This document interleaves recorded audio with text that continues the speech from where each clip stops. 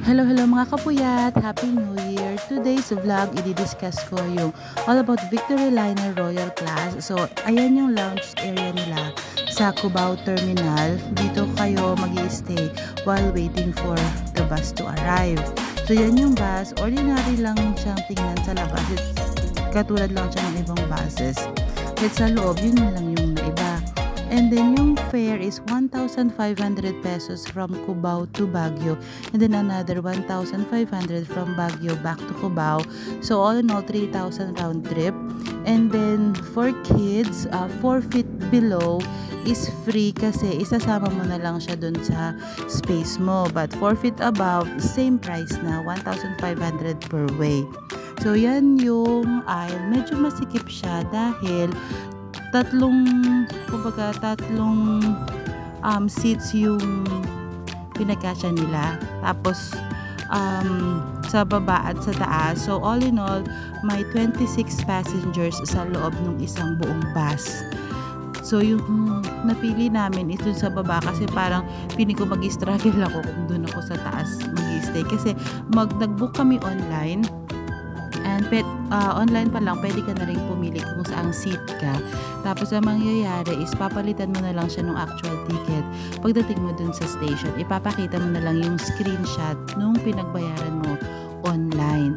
So yan na yung kumbaga space ko or yung seat ko, which is C09, yung papunta namin sa Baguio.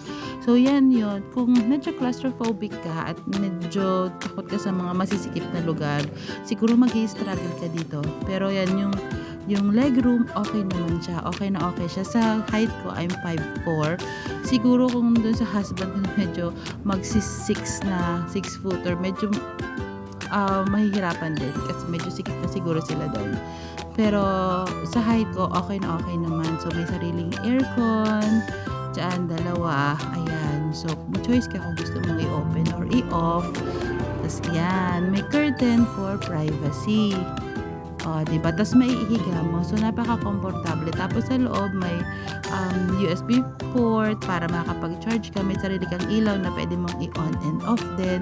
Tapos, yan naman yung view sa labas na may curtain din naman kung ayaw mong masyado kang exposed. Pero mas gusto ko siya na naka-open para nakikita ko yung paligid, tsaka para hindi masyadong masikip. So that is the restroom. Mayroon siyang restroom kaya okay na okay, para ka lang nasa airplane. May tubig yan, maayos yan lahat.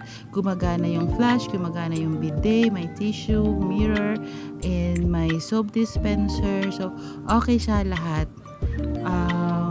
Sa katulad ko na mahilig mag-CR, ayan, mas maganda. So, yun yung ticket, yan yung USB port for charging your cellphone. May libreng kumot at saka medyas. Tapos yan, ganun yung height sa loob. That was my best friend. And yan yung hallway.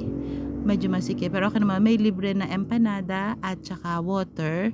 So everything that you needed, okay na okay. And then from Cubao to Baguio, it took us 4 hours. And that's all. Bye-bye!